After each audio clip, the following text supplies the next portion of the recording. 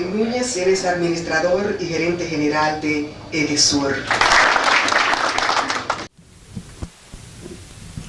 Miren, señores, el sector eléctrico es un sector muy complejo. Yo creo que me he pasado toda la vida en él, eché los dientes y parece que lo voy a perder también en él, porque llevan casi 30 años de servicio.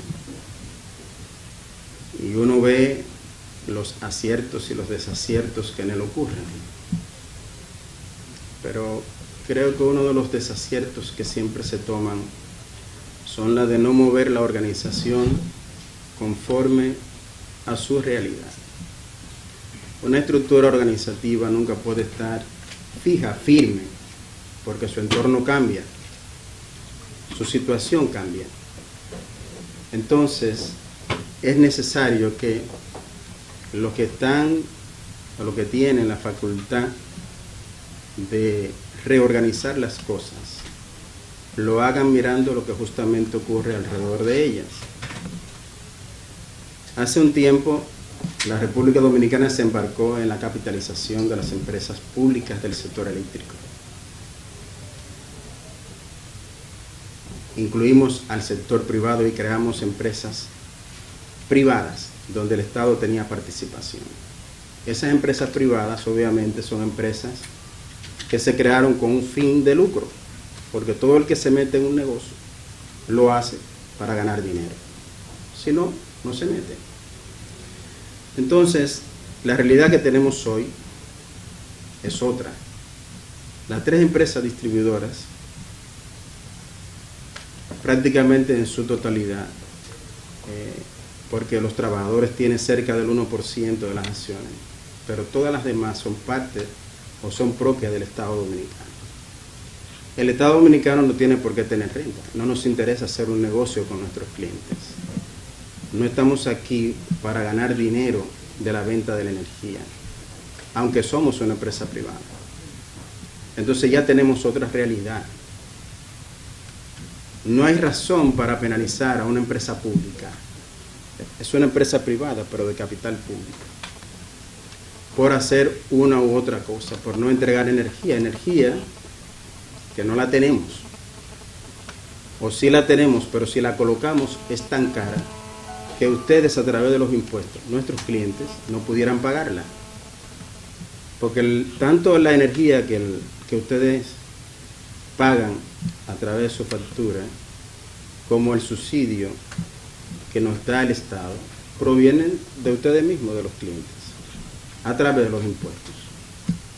Con el precio que pagan en la factura, pagan una parte de la energía, pero a través de los impuestos pagan la otra parte. O sea, el cliente es el que paga todo.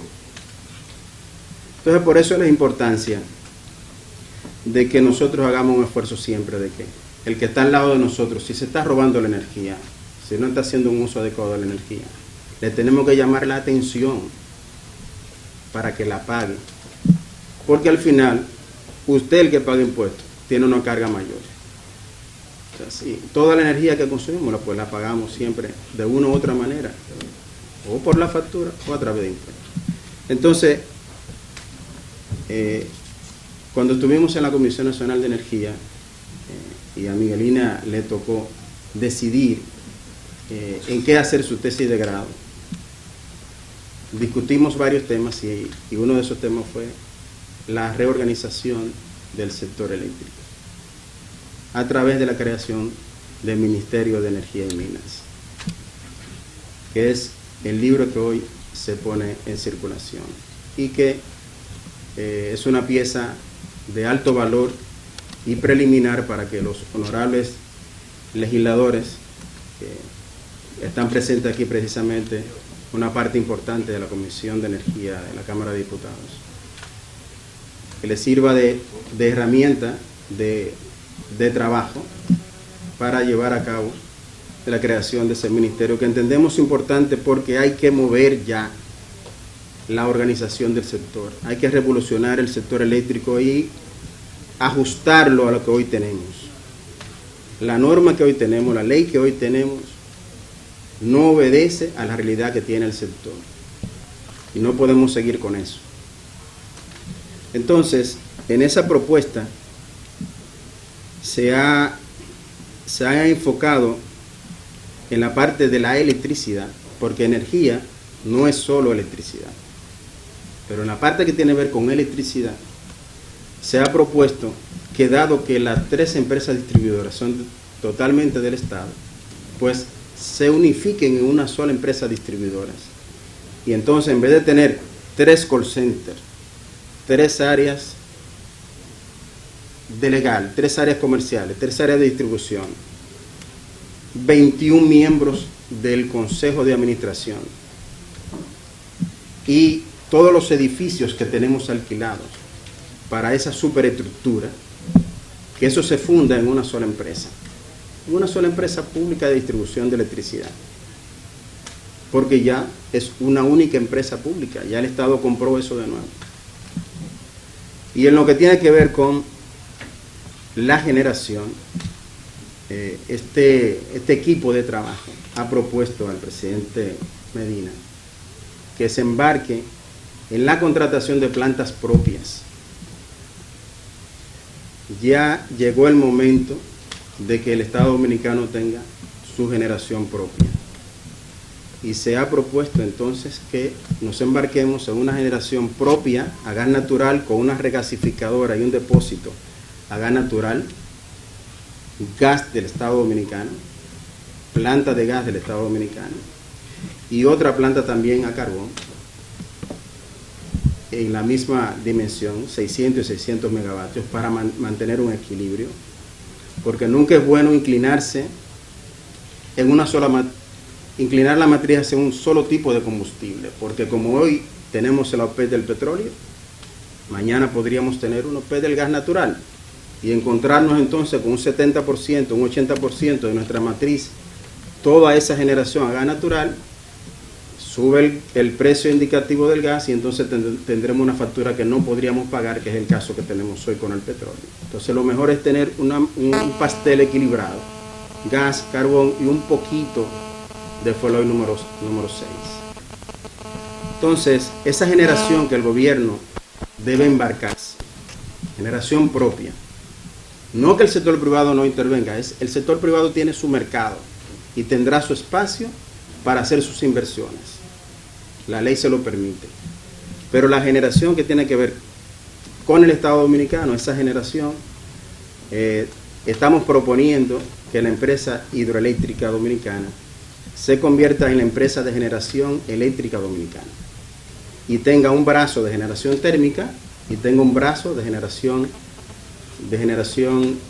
hidráulica renovable completa, o sea, que pueda ser hidráulica, solar y generación eólica, pero una única empresa de generación eléctrica dominicana. Y luego tenemos entonces la empresa de transmisión, que ya ustedes conocen el rol que tiene, ¿no? Que como lo establece la Ley General de Electricidad, todo lo que es red de transmisión es propiedad estatal. Hay un par de casitos por ahí que escapan a la ley, pero entiendo que algún día se resolverán. Entonces tendríamos una empresa de distribución, una empresa de generación y una empresa de transmisión, que serían las 3 empresas del sector gubernamental que hacen negocio dentro del sector eléctrico, pero sin fines de lucro.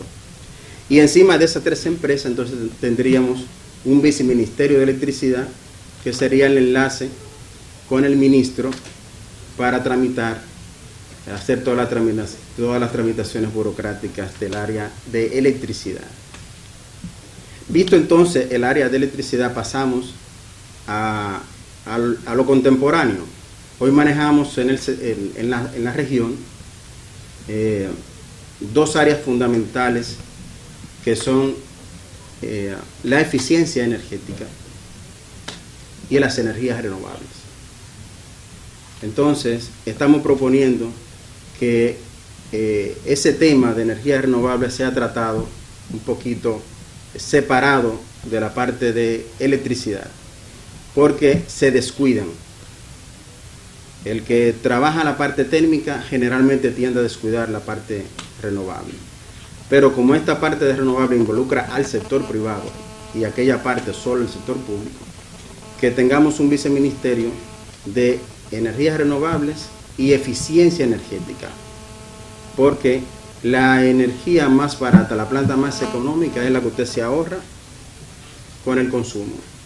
Entonces tiene que haber un plan del gobierno a través de ese viceministerio que afecte no solamente al sector público, sino también al sector privado, porque hay que crear ahí una serie de condiciones y una serie de facilidades para que la gente pueda invertir y pueda inclinarse hacia la compra de electrodomésticos y de mecanismos electrónicos que le ayuden a ser eficiente en su consumo de energía. Digamos, a algunos les gusta la prohibición de los bombillos incandescentes. Yo digo que prohibir es malo y está demostrado con los años. Nosotros siempre tendemos a lo prohibido. Si prohíben el whisky, a beber whisky, se ha dicho. Y ahí está la historia.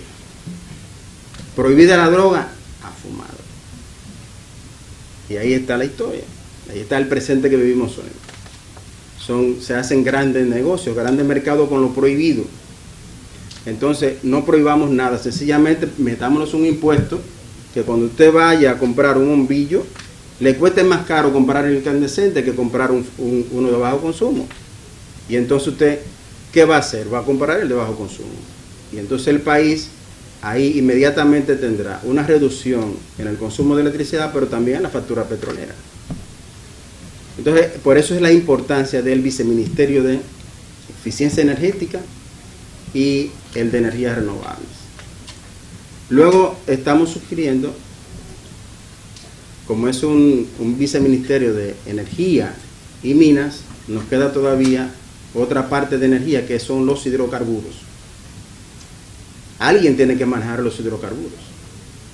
Entonces, estamos proponiendo el viceministerio de hidrocarburos, que tendría dos brazos. Uno que manejaría los hidrocarburos del fuel oil y el de gas natural, porque viene un buen escenario para el tema del gas natural. Entonces tiene que haber alguien dedicado a ese tema y alguien que complete la propuesta que iniciamos en la Comisión Nacional de Energía para tener una ley de gas natural exclusiva, aparte de la de hidrocarburos, ¿no? Porque el gas natural también es un hidrocarburo. Luego estamos proponiendo el viceministerio de minas, porque tenemos la Falconbri, tenemos la Barrick, tenemos mucha gente trabajando en la parte minera. Entonces, ese viceministerio tendría un departamento, una dirección general de minería metálica y de minería no metálica, porque los agregados son parte de minas también, tiene que tener alguien que los controle. Finalmente, se propone un viceministerio que la gente no entiende y no le gusta asimilarlo, porque le tiene terror. Es el viceministerio nuclear. Y la gente de una vez piensa en los accidentes que han ocurrido, pero desconoce que en el país tenemos dos depósitos, dos búnkeres para depósito de desechos radioactivos que están instalados en Sierra Prieta. Desconoce que nuestros médicos, que muchos industriales, que muchos investigadores utilizan materiales ionizantes para su proceso productivo, para su trabajo, para cuando usted va y se da un tratamiento para el cáncer, cuando usted se tira una radiografía, cuando usted se da todos estos tratamientos, cuando se investiga con material ionizante para la agricultura, por ejemplo, se está trabajando un proyecto para producir arroz con una espiga que utiliza poca agua, porque el arroz, el que es del campo sabe que el arroz se produce encharcado de agua. Pues se está trabajando, hay un proyecto de estudio con la UNFU que están trabajando en la elaboración de una semilla que pudiera producir arroz casi en lo seco. Y así, infinidad de cosas. Entonces, todo eso se trabaja hoy en la República Dominicana, pero no hay ningún control, no hay ninguna ley que lo regule. Solo nosotros, cuando estaba en la Comisión Nacional de Energía, asumimos un poquito el control de eso, pero no hay un reglamento, no hay una ley que nos proteja. O sea, no podría yo meter preso a nadie que falte con un mal uso de ese desecho radioactivo, porque no tengo cómo penalizarlo. Y además, lo más importante, el control de eso.